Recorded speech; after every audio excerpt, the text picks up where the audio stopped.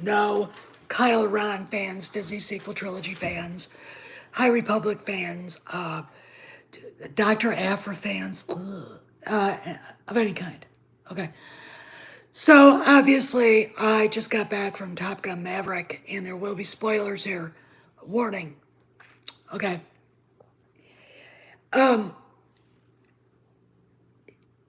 When you're dealing with a franchise that is part of the cultural landscape, and people remember it the way they remember it, you have to be very careful. And to do it, hey, just some other guy, you have to remember why you're there, who got you there, and hey, Grandmaster Jim, and remember that the people buying the ticket, buying the popcorn and soda, etc., are there because they want to see what they remembered. They want to see it built on. Okay. I walked into Top Gun Maverick, and I'm gonna paraphrase. I'm gonna put this ahead of it. I'm not a Tom Cruise fan. I think he is a very overrated guy. I don't like the fact that he's a Scientologist. Agreed, just some other guy. I don't like the way he treated his wives. I don't. I think he's a weirdo. He's a great actor, and he's a movie star, but he just, that part bothers me enough to the point where I don't go to all of his movies. I have never seen a Mission Impossible. I don't want to. I don't care for, like, I thought Cocktail was stupid. The movie about the, what was it, the scam, pool playing scammers, I thought was silly. The only movie he ever made that I liked was Top Gun, but I love the military. Of course, I married a military man, a Marine, who, well, I'll give you a Rudy story.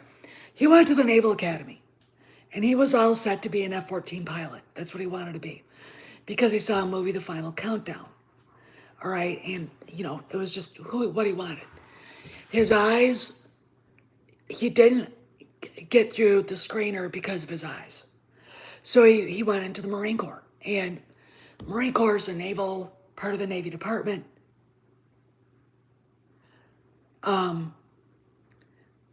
But it's not a pilot. It's not a fighter pilot. And he became an artillery officer, okay? Still served. I'm very proud of him. I couldn't be prouder. But this is a big deal to me, this whole thing.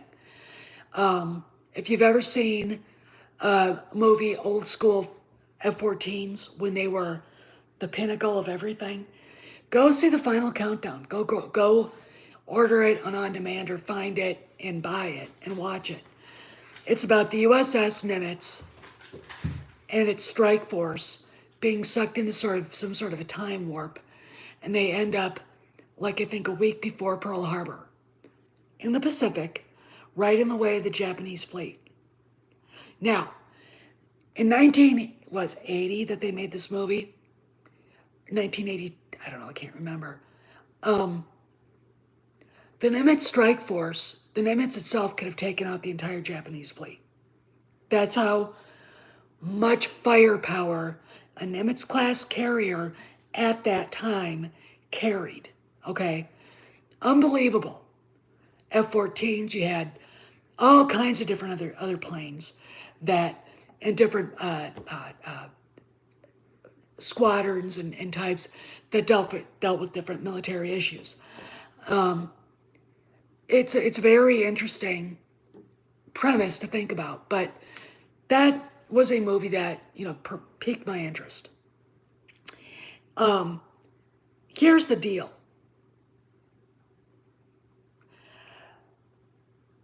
I love Top Gun Maverick. It's my favorite Tom Cruise movie. I even had a picture of him in my bedroom growing up as Maverick doing this, sitting in the cockpit of an F-14. I thought it was cool. All right, I was like into it. Um, that being said, he's not my favorite actor. But I digress. Walked into the movie today, popcorn and soda, sat down, you know, those big lounge chairs that you can sit down on. Yeah, I was doing that. I wasn't doing anything but watching that movie. And it's comfortable to watch movies that way. Hey, Morgan. So you get through all the bullshit with Maria Menounos and her stupid trivia game and all this gay shit. That stupid. And you see previews. There's actually a movie coming up about a black pilot during the Korean War, and he's flying one of my favorite World War II fighters, the F4U Corsair. All right, I mean, a fucking awesome airplane. All right, so I thought I'll remember that. It's coming out, I think, in November or something. Movie starts, but before the movie starts, Tom Cruise is there. And he says, "Thank you for coming to my movie. It's been a long time in the making. Subtext, we wanted to do this right. This is for you, the fans. If we ever get anybody at Star Wars to actually do that before a movie, I will shit my pants, okay? Because I'm going to compare this to that, okay? And then I'm going to rant. I'm going to rant big time. Get into the movie. Maverick, all right, this is where it gets really unrealistic. He's still a captain in the Navy after 30 years. Okay, a little old. Yeah, a little old. Okay. Not realistic at all, but he's a test pilot. This big black airplane. I mean, it looks like something that, you know, with it looks like stealth technology, all that. And they want to try to go Mach 10. 10 times the speed of sound. Okay. The admiral in charge, who is played by, oh God, shit. Another actor I'm not a fan of, but I can't remember his name. Bald dude. Al, shit. He was a national treasure too. Anyway, Ed Harris. Yeah, okay. So he wants to shut the program down because he's like, we're into technology where it doesn't need to be a pilot, blah, blah, blah. Okay. All right, because human beings don't have anything to do with robots and AI or anything, okay? Because it doesn't come with human flaws. That's really not our thinking. I disagree with you on that, just some other guy. Strongly. I think it was better than Top Gun. Okay. Anyway, I don't want to talk about that now. And he wants to pull the plug. Well, Maverick takes the airplane, goes like Mach 10.2. The thing breaks apart. He ejects. One of the most hysterical things I have seen in a movie in a long time. Bunch of these people sitting in a country diner. Hi, Kojak. He's sniffing my back. Come here.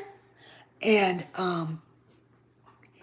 he walks in and he is just looking around like, whatever. Takes a glass of water from the waitress and he looks at her and he goes, "Where am I?" That was funny. Anyway, he's basically, they can't scrap the mission that he was working on because he proved that they could go take a man and put him at 10 times the speed of sound. All right. So he's recalled to Top Gun. All right. And you've got the most tight-assed admiral I've ever seen in my life, played by John Hamm. And I don't like John Hamm. He looks like a Ken doll.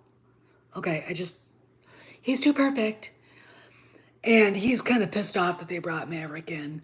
But the person who wanted Maverick to do this mission is Admiral Kazansky, Iceman. And you meet all the pilots, and Jennifer Connelly plays Penny Benjamin. Do you remember that name from the original? Well, she's in it, and there's a little girl in it, not Maverick's kid. Okay. Another character that's very important in the movie is Bradley Bradshaw, played by Miles Teller. Bradley Bradshaw is Goose's son. Both of his parents are now dead. Okay. So, there's basically this friction between him and Maverick. And it does kind of rehash. And when people say that, they kind of piss me off. Because what they're doing is they're shitting on what made Top Gun great. They would still be saying this if Star Wars, the sequel trilogy, actually was as good as this movie is. I hate to break it to you, but it really was good. And if you're gonna shit on it, go sit in the corner and think about what you're really saying. Okay? All right? Because it is good. It's good. Anyway, I'm not gonna go through it, but there's a scene that is done perfectly well. Val Kilmer cannot really speak anymore. So what they did is they basically used his problem in the movie. Like, he's got throat cancer, because he really does. And he asks Maverick through text message, I need to talk to you. And Maverick's like, no, I'm busy. And he goes, I'm not asking. Kazansky's actually,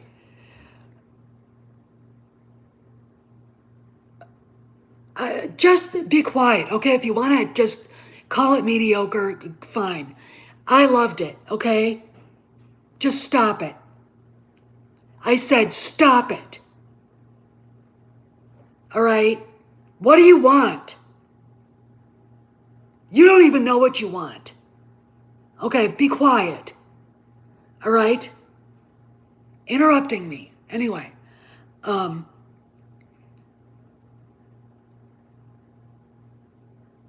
so Maverick goes to Kazansky's house. By the way, and trust me, this is a big deal, because I've actually met an actual commander of the Pacific Fleet more than once.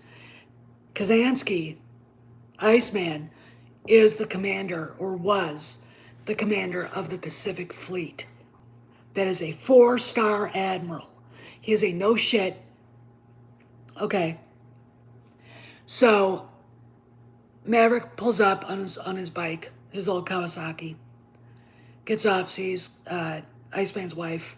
He walks into the office, and Val's like all wrapped up in like this jacket, and he's got this thing around his throat, but you can see something here. And he's using his computer to talk to him. It's not a long scene, but he basically says, you gotta let it go. And what he means, gotta let Goose go, gotta let the past go. You gotta stop thinking about it and get these kids trained. And I'm still trying to figure out who the enemy was. And I'm kind of, because they have these 5th generation fighters, it can't be the North Koreans. No one would ever let them have that. The Chinese wouldn't let them have that. Okay, so I'm going with the Chinese. It just makes geopolitical sense. It just makes geopolitical sense.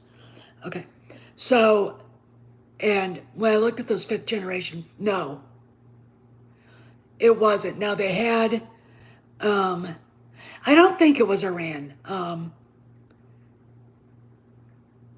It could have been, because they have big red on their wings. So to me that meant commie. Okay. So anyway,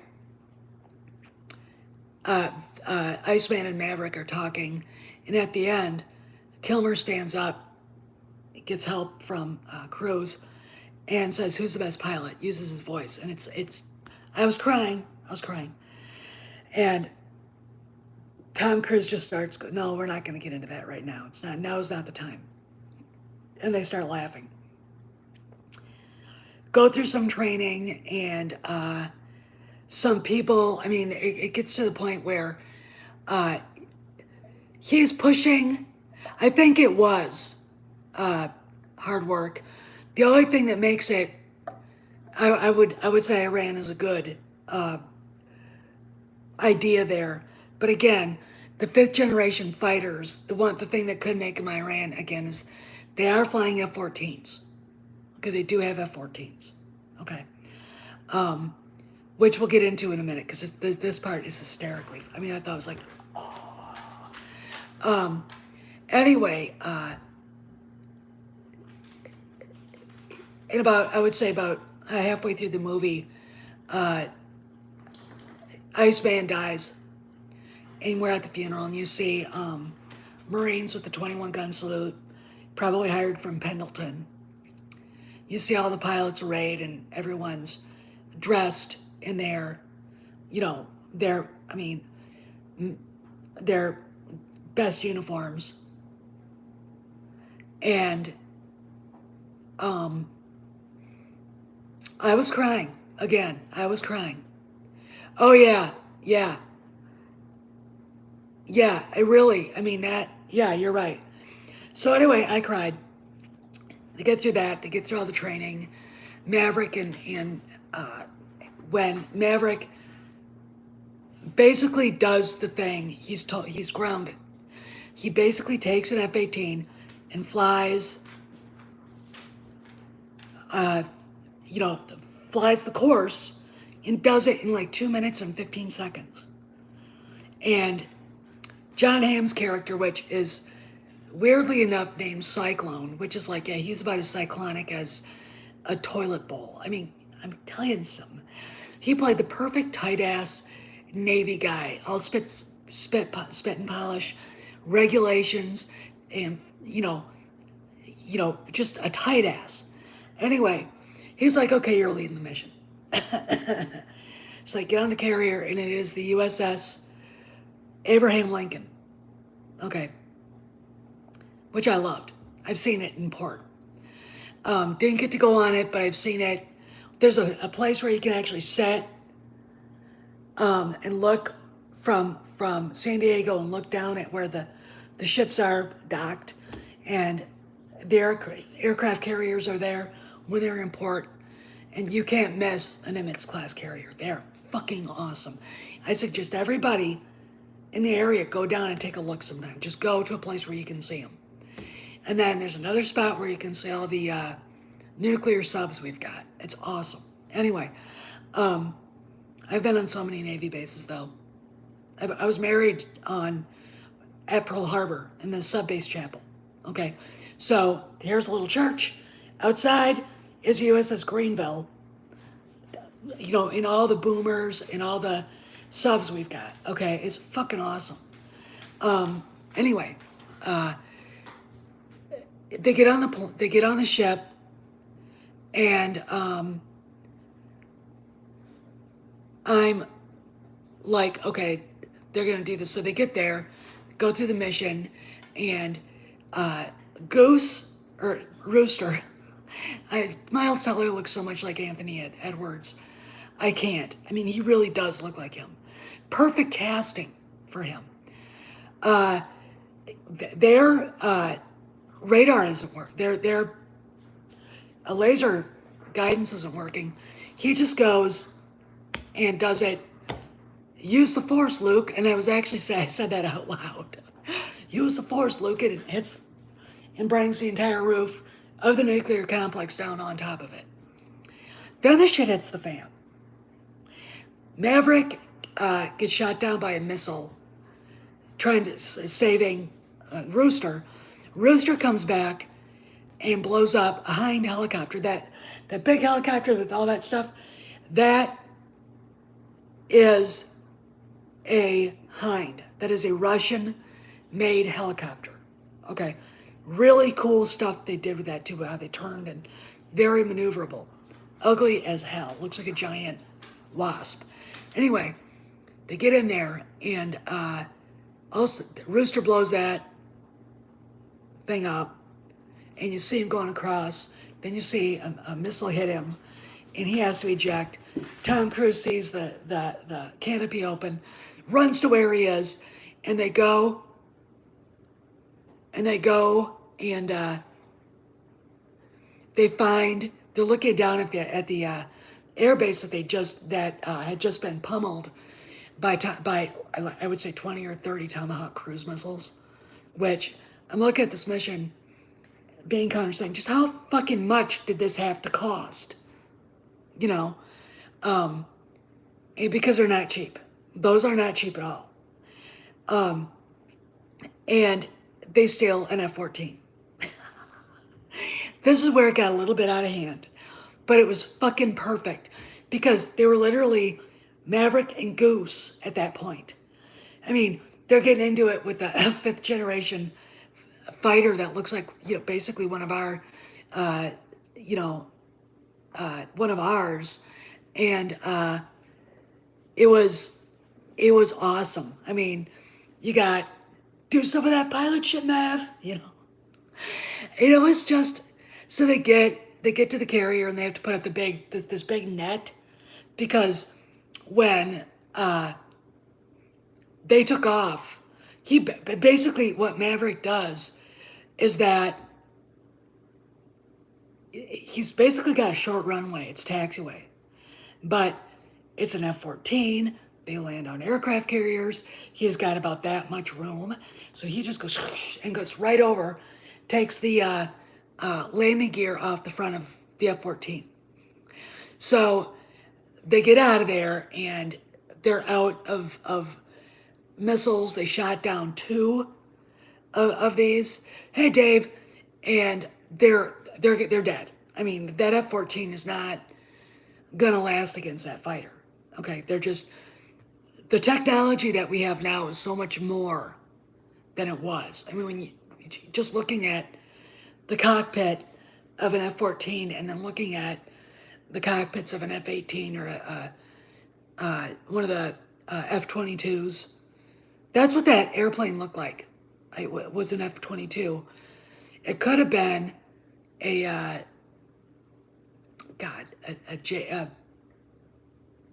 one of the other ones that we've got that can go up and down, not the Harriers. We have another one that is a jet.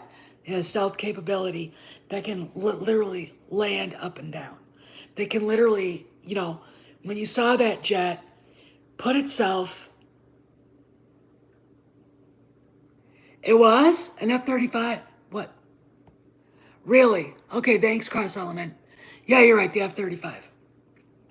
But they can do a lot of stuff. Okay, so a lot more.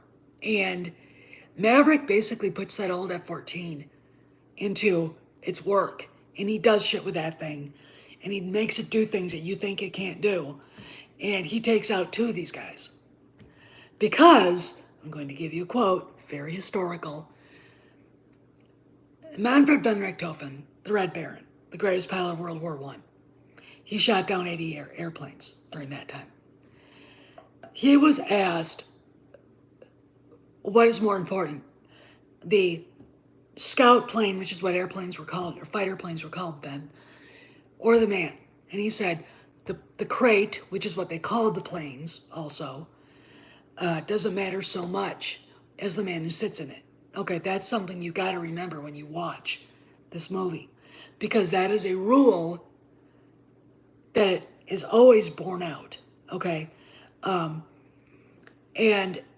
they're in trouble. They're not going to get away from this guy. This last one, and all of a sudden, he fires a missile, and both that airplane and the missile goes, and then you see an F-4 or an F-18 show up, and it's Hangman, who's basically Iceman. And there you go. I mean, it was it was great. And the fact that I know Tom Cruise now owns a two-seater P-51 Mustang, that's cool. I wish I had one. But I loved it. I walked away feeling jubilant and happy. Yeah, that also, cross element, that's true, that's also. And that's the way we should feel walking out of any movie. I mean, I knew we were in for a treat when Tom Cruise shows up, welcoming people to the movie, thanking people for coming, saying that this movie's been a long time in the making. We made this for you, okay? That is something that Star Wars needs, and it doesn't have, okay? That is something that I walked out, but then I was also angry because of what was lacking.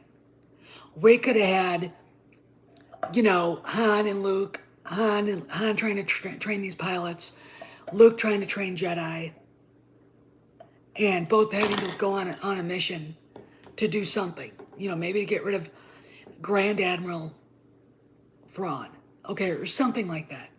But to be part of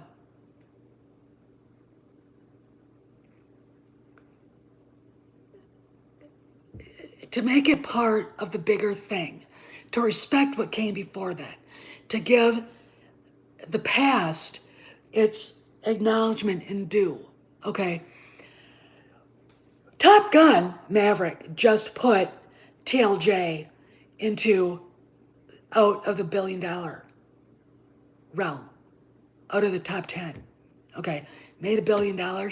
Guess what? It's no longer a top 10 movie. Top Gun Maverick is now number 9. It put Avengers to number 10. Okay? And this is a big fucking deal because it basically put two movies, part of the biggest franchises in the history of Hollywood, in their place. Okay? This is what people want. Authentic, heroic masculinity, okay? We didn't need to see Jennifer Connelly go off and be fucking Rey, okay? Or Captain Marvel or any bullshit like that. She is Penny Benjamin, the girl that Maverick got in trouble with from her father, who's an admiral, okay?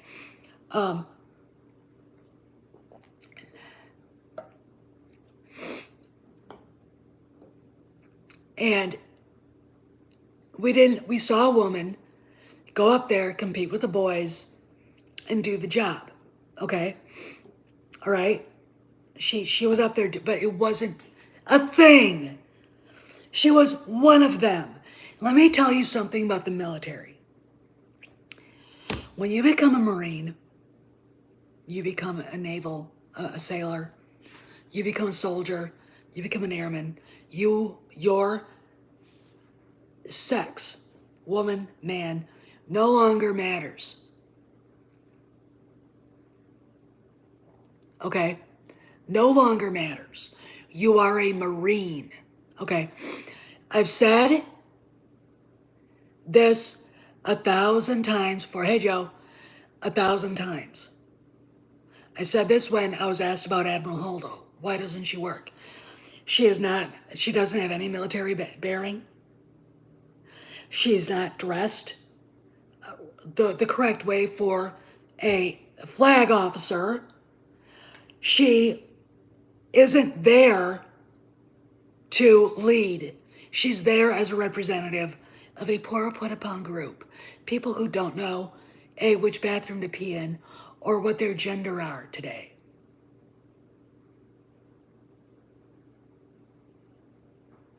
Okay, that's what that was. This is why the sequel trilogy failed. Everything that Maverick did should have been done happily with joy in people's hearts for Star Wars. Instead, we got drunk deadbeat dad Han Solo. Because J.J. Abrams, Larry Kasdan, and whoever else was writing can't fucking figure out Star Wars. Needed George Lucas. Okay? Okay. We get TLJ, Ryan Johnson, shitting on the entire OT. And it really bothers me and it irks me that people in 2015, 2013, when they were filming, TFA didn't say, wait a second, the fans aren't going to like this. They're not going to like this. It really bothered me that Harrison Ford didn't talk to Mark Hamill and go, wait a minute, this isn't Star Wars. Okay? And don't bring up, oh, he just wanted to die. Fuck you if you do that. Okay? Right now.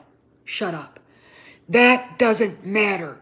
What matters is the story, and the story sucked. I don't care how much money TFA made. It was a shitty movie, and everybody knows it. No one wants the merchandise. You know, the video I did a few days ago, or that got over 1,000 views. All the Rays stacked up this high off the ground, and a good section of them from TFA. Doesn't look like people want those to me. That's at Ollie's. So whatever store, either Walmart or Target, that had those, they couldn't give them away, sold them to Ollie's, who's selling them for about $3 a piece, and no one's buying them yet. And these Rays have been sitting there since last Christmas. No, I'm not going to say some weren't sold. I'm sure because a lot of the stuff that they brought in from Star Wars, from the sequel trilogies and even Solo, sold, probably to collectors thinking they could sell it. Eventually somebody will want it. Okay, you know, maybe somebody gives me something like that, I'll take it out to the fire pit, all right? Or, you know, grab a torch and melt it, okay? And laugh in glee. But the Rays aren't selling, all right? So let's have fan panels about how Rays changed Star Wars.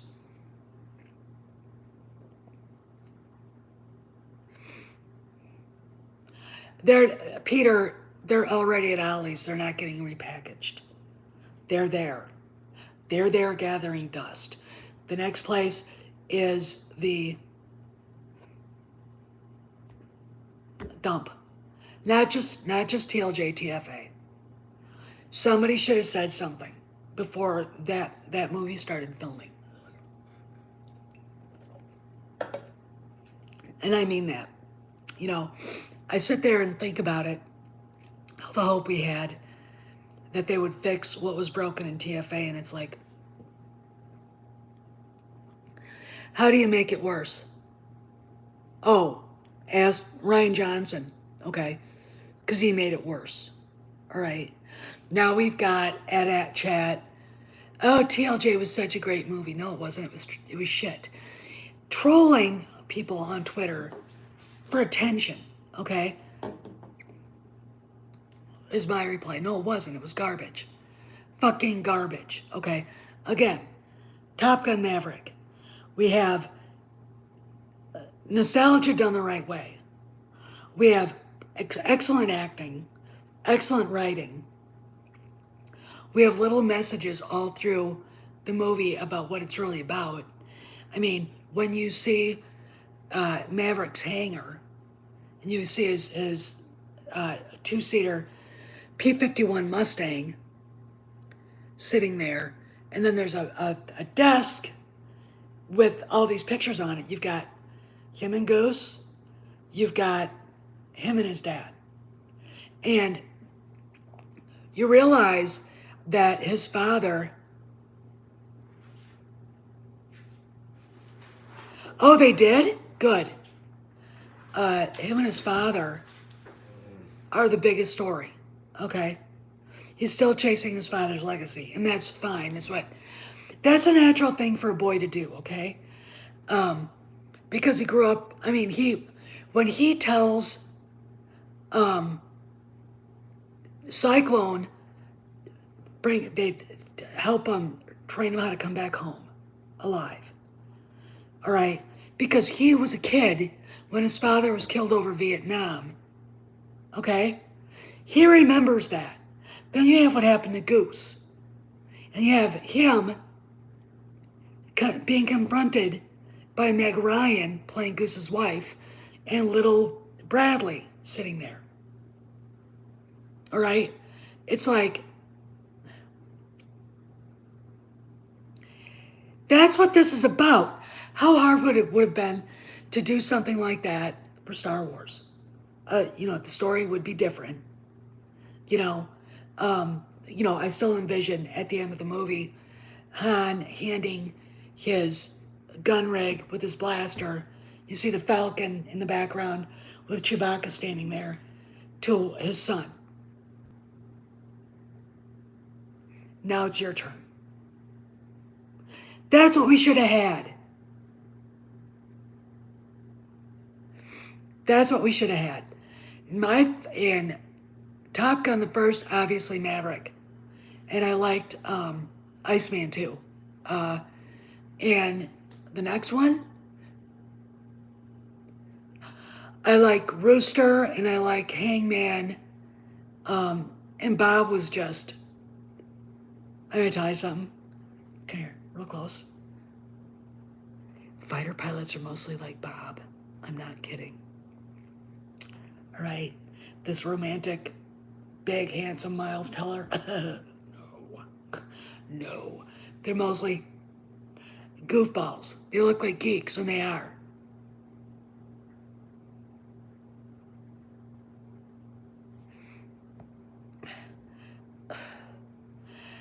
Phil, this is not about that. So please stop talking about it, okay?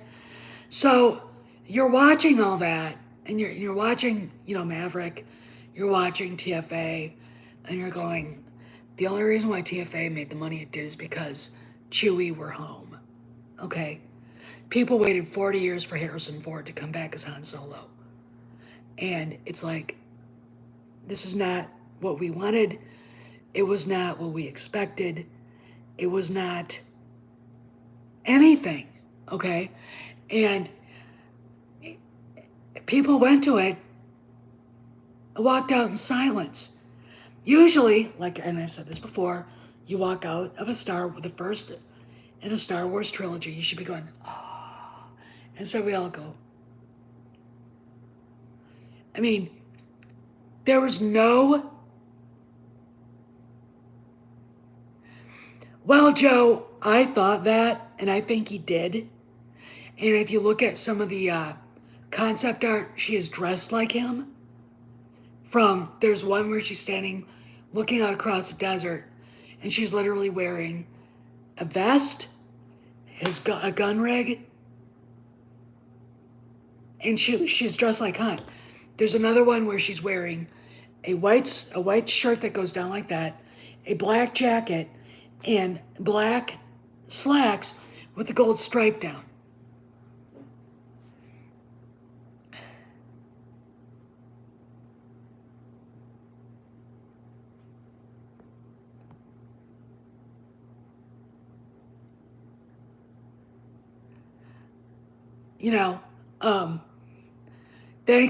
Thank you, some other guy. He needs to hear that from other people, not just me and Cameron. And I'm, dead silent. No one wants to see, George Lucas said, no one wants a dead Han Solo merchandise. What the fuck? Okay, and that's the thing. The way they took out Iceman was a better way. Why? He died with dignity. He was a 4-star admiral. He was the commander of the Pacific Fleet. I have met them. I've shook hands with them and talked to them. Admiral Fargo, okay? Others. In fact, to tell you, Admiral Fargo, go and watch The Hunt for Red October. And you will hear Scott Glenn say, I could be sending the dimensions for Playboy of the Month, Playmate of the Month, when he's, doing signals back and forth to Ramius.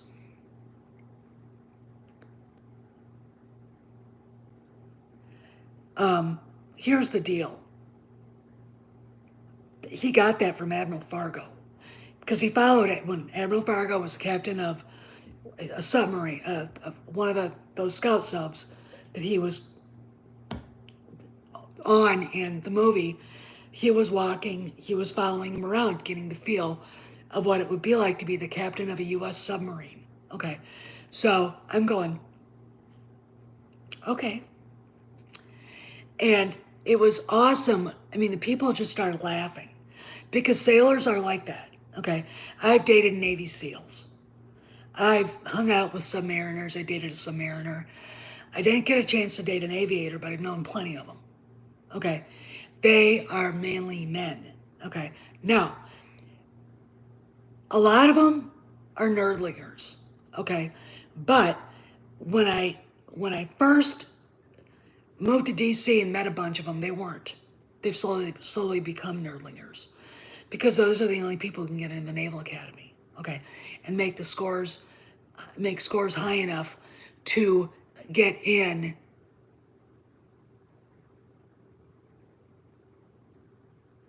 to flight schools, to get into the Navy, even through ROTC, okay, and OCS, okay. So you're looking at, maybe I'm wrong, but I've at least in the Air Force, I've seen quite a few guys that I'm like, you're a fighter pilot? Am I missing something? Of course, the deputy commander of U.S. forces in Korea was a badass, okay, and he was an Air Force F-15 pilot. But there is a case for Bob being more correct than Hangman or Goose or Rooster. Okay. It was very just heartening for me to see a movie like this being made now, but it really just kind of made me go. Jerry Bruckheimer saw the potential in just making a movie people wanted to see. Bob Iger couldn't. We can't have that much lore in it. We need representation.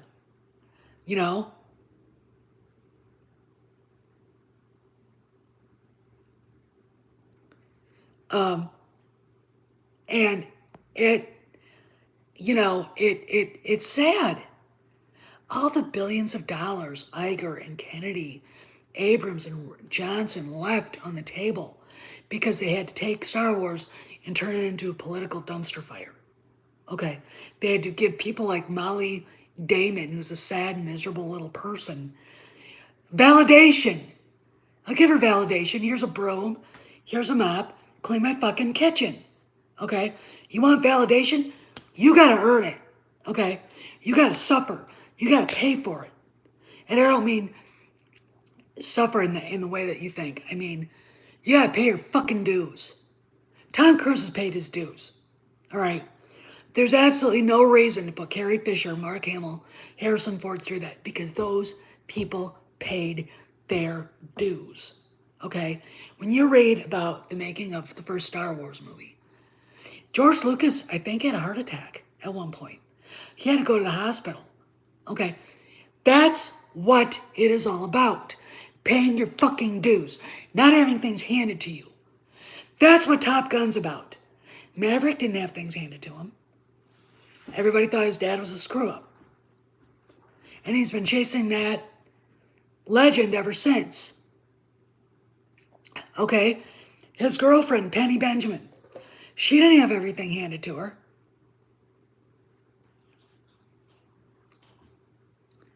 And look, she, owned a bar. She has a nice kid. She's worried about raising that kid. Her ex-boyfriend shows up, the guy that got in all kinds of trouble with her when she was in like high school. But it's just like, this is what it's about. We don't need, is this person gay? We don't need this fucking shit. I don't give a crap. If Payback was a homo, who cares? We don't need to see it in the movie. Okay? I mean, that's not what being in the fucking Navy's about. Okay? That's not what being a fighter pilot, a naval aviator in the United States Navy is about. And god damn it, that's not what Star Wars is about. Alright? And you don't fuck around with the main characters and ruin them just so you could make people like Molly Damon happy and celebratory because they get their validation without fucking earning it. Okay? I don't need that. I have earned it. I've earned my stripes. This voice. Okay? I wake up every morning listening to this since I was 19 years old. Okay? That's not asking for anybody's validation.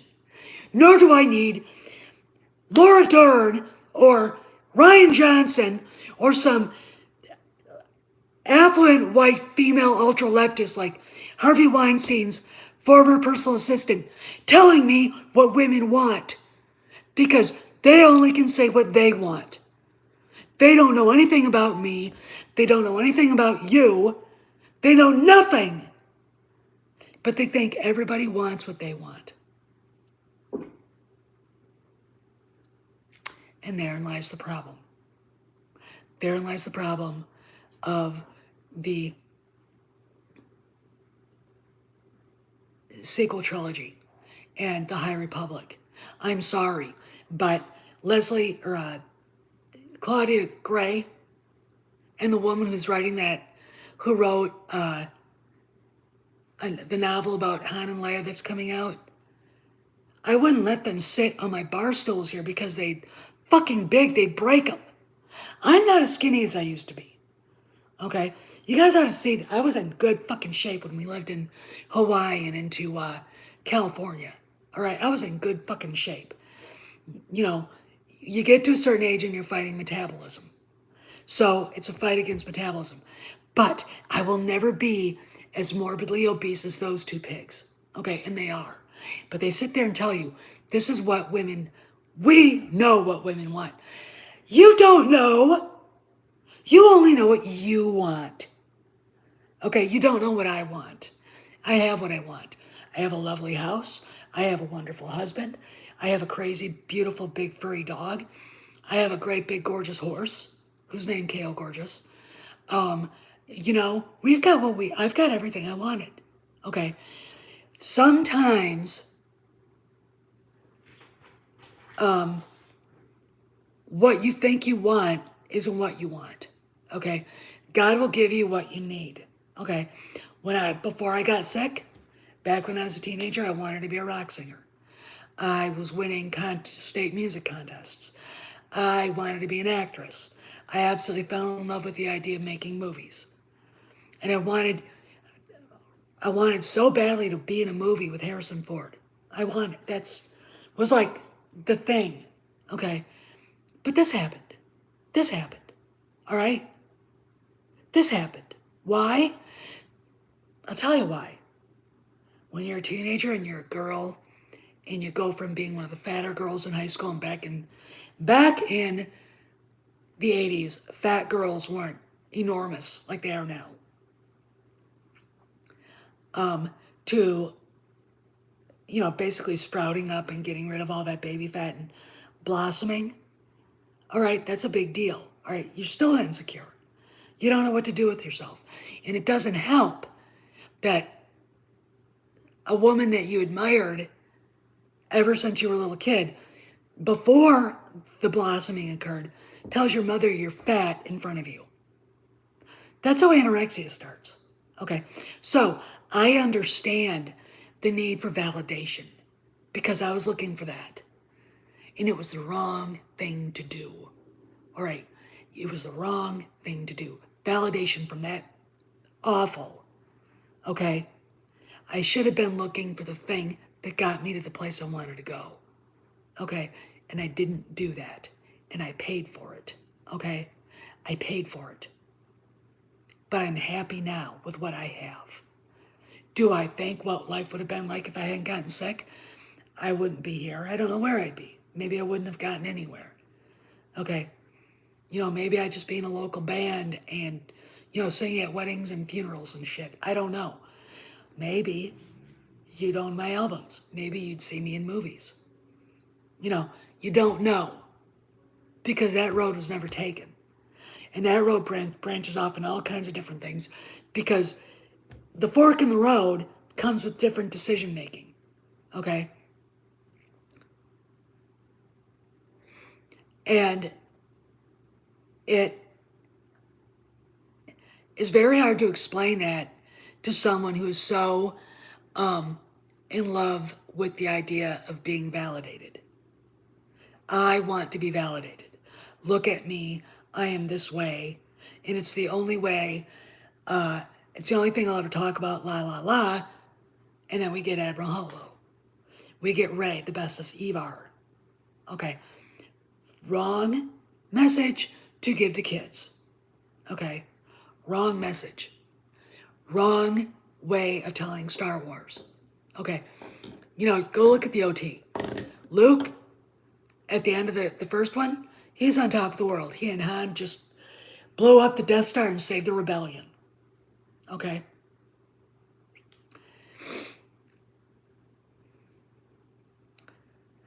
You don't even need validations from your friends.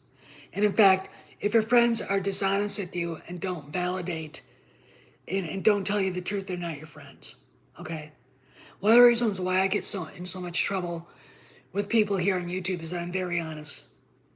To the point where I'm like, like this stuff, I want to address the latest screed about Jon Favreau. First off, Doomcock doesn't know what he's talking about anymore. All right? Click on those videos, but remember that it's probably not true. He never says anything that's really happening. Doesn't acknowledge the fact that Kennedy's been out of the country for, what is the date? The 21st? Today's the 21st. She's been out of the country for almost a month. They're in England right now. Okay. So we've got that going on. Okay. He doesn't acknowledge that. Look, the message is inconsistent, and I've told him that, and he still does it. And it becomes a thing where, are we going to actually talk about what's really going on in a logical, rational way? Or are we going to just spew stuff to get clicks? And that's fine. But be honest about it. Okay? Be honest about it. The reason why I say that is because these guys are going to have their knees cut out from them. And it's going to happen sooner than they think. I mean, Kennedy's in England. I don't know what they're doing. She's probably stopped by Lucasfilm, England. I don't know for what. Okay. We know that the Acolyte is still seemingly happening. But we also know that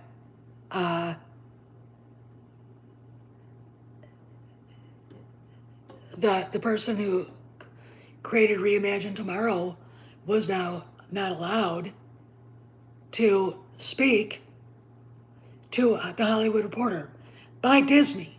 Okay. Any word on that from him? No. Any word on that from anybody else? No. That's the thing that he should be talking about. look, it bothers me a great deal that he even took this seriously. Jon Favreau's not going anywhere. Okay? He's not going anywhere. And they have to accept that. Okay? When I watched Star Wars Celebration, I saw him as the head of Lucasfilm. Okay? And I saw them, and they were, Kennedy and Favreau, it didn't seem strained to me. And if they hated each other as much as, we've been told, also by that Park Place, because they are talking about it too, which I'm like, I think we would actually have seen a little strain. The only time I ever saw a strain is when, in that roundtable discussion about The Mandalorian, Kennedy interrupted everybody, and Favreau said, we're going to go one at a time. Okay. Jon Favreau puts on dinner parties. Everybody has a chance to say things. Kennedy obviously has never been to a dinner party where people are discussing things and you have to let people have their say before you say something. Peter, I think you're right. I think Doomcock really needs to have a heart-to-heart talk with Cameron. And here's the deal. I said to Doomcock, you're inconsistent here. You're not being consistent with your other videos. Okay? Why? And I know why. He wants to make money. Okay? So he picks up some rumors that may or may not be true, and I don't buy them, and says, okay. All right, here, for instance, I called him out for this too. When Robert Rodriguez was filming The Book of Boba Fett, Jon Favreau, yes, was in Georgia, but not filming Ahsoka, which is what Doomcock said. Ahsoka just got done filming. It started filming in April or May. I can't remember. All right? I'm like, all right, already this is bullshit. He didn't correct himself. Favreau was in Georgia, probably looking in on Ms. Marvel for Alan Bergman and Bob Chapek and Kareem Daniel. Okay. All of the reshoots happened. Think about who might have been going, the fans, this is horrible, you have to change this. Think about that. Okay. So, because guess what was filmed in Atlanta, Georgia? Just guess. Ms. Marvel. It was also filmed in Bangkok. Okay. So, I look at this and go, all right, get it right or don't say anything. Okay? Because someone comes to me on Twitter and says, psst, I got something here. And it's something shitty about Favreau. I'm going to say, who are you? What are your credentials? And why should I fucking believe you? As far as I'm concerned, it looks like someone's trying to poison the water for some reason. And they're using Doomcock's agents to get it out there. Okay, that's what it looks like to me. But again, I think that way. I think politically and strategically. Okay, and tactically. So when I see stuff like this, it's like, who would benefit from a story like this getting out, even if it's not true? Kennedy. Why would you help her? Putting it to me, it's disinformation.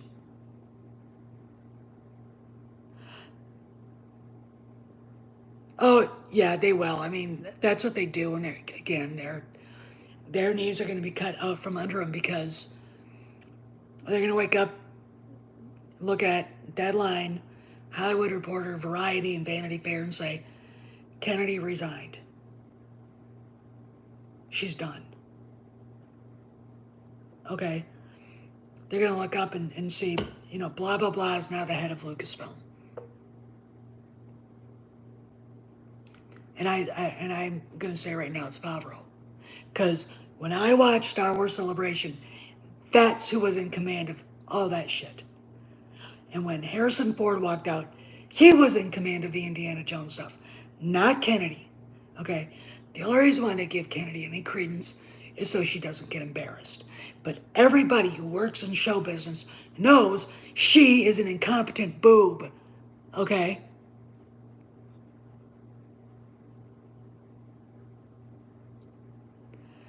I don't remember because I was so disappointed in the reaction to Kenobi by these idiots who don't know anything about Star Wars that I washed my hands of it. I had fun watching Kenobi. I'm gonna watch it again on the big TV tonight. It didn't bother me at all. I mean, she didn't bother me. Now, am I gonna go out and get one of her figures? No. Am I glad that her lightsaber didn't get enough support to fund building it? Yes. Why? This is why. It is not anything against Moses Ingram. It is against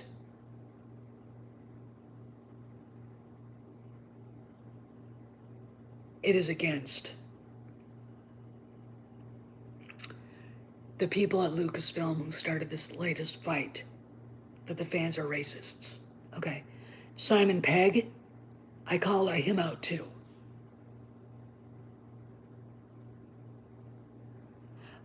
Yeah, well, how is he He did? Okay, that's it. I can't. I mean, Mace Windu lost his hand to Anakin, and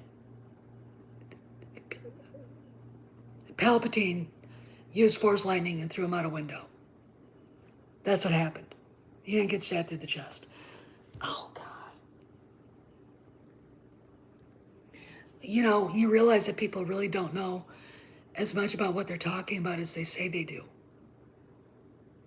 Anyway, I've been on for an hour, and I just want to say, as weird as Tom Cruise is, Maverick was awesome. And it is well worth the 4K investment when it comes out in 4K. And it is well worth owning, all right, with Top Gun. It was everything The Force Awakens should have been. All right? The way they handled Tom Kazansky, God, Commander of the Pacific Fleet, Tom, because I mean, it gives me chills because I've met those guys in real life. It's like when you walk into a room and you see 4 stars on a shoulder board and you see wings on their chest, that is a badass. That is a badass. Okay? That is a guy who paid his fucking dues. Okay? And Val Kilmer, I mean, I cried through that whole scene. I bawled my eyes out. Because, look, I know I have a friend named Larry O'Connor, the old Breitbart team, and he has a radio show in the mornings in DC now, who actually helped Val Kilmer at this one-man show when he was playing Samuel Clemens, Mark Twain. And I was really shocked at what a pain in the ass Val Kilmer really is. Okay. But that being said, the respect that he has gotten, this guy's an amazing actor. I have The Doors, the movie The Doors. And it made me happy watching this now because, yep, WMAL-FM, that's Larry.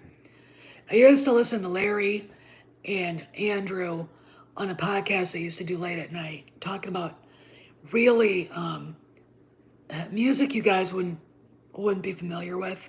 Really, not the word generic isn't right, but obscure punk rock bands and alternative rock from the 80s. And other bands that were just, they got me listening to the Misfits. Oh, no, he was a pain in the ass, Joe. Oh, I'm very glad I got to see it. Yeah. Larry was very adamant that he is a pain in the ass to work with. He's a Juilliard trained actor, like Adam Driver.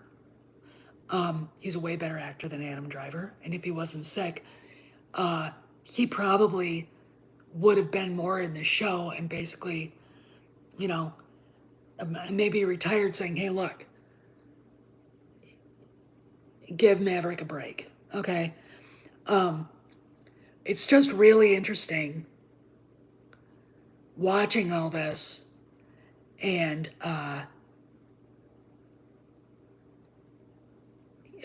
wait a minute. I'll tell you guys something. Hangman was actually Maverick, if you think about it, because in the original Top Gun, they kept him on Ready 5 and made him sit there. Finally, they launch him, and he goes in there and shoots all those Russians down. Okay. I also thought it was really funny when he was inverted over Rooster, and Rooster's like, that was funny. I have to admit, Miles Teller has become a favorite of mine. He's just a cool dude. I loved him in The Offer. Loved him. Okay. The guy is a really, really, really good actor. And he's very, very capable at being part of the production beyond acting. Because he was an executive producer for The Offer. Okay. There you go. The guy is Miles Teller, Terry Sheridan, and Jon Favreau are the future of Hollywood. Interesting enough, 3 white guys.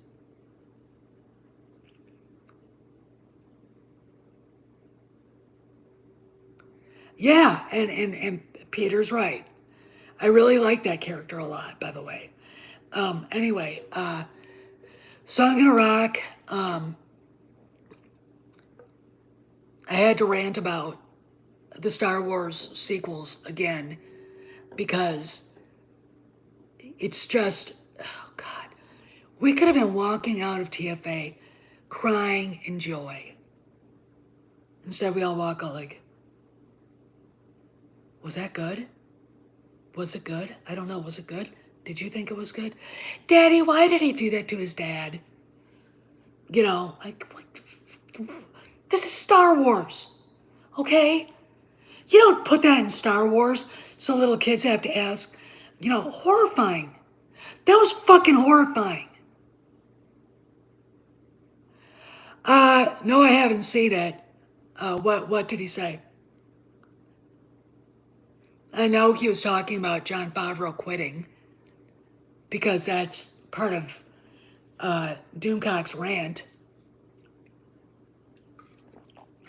today.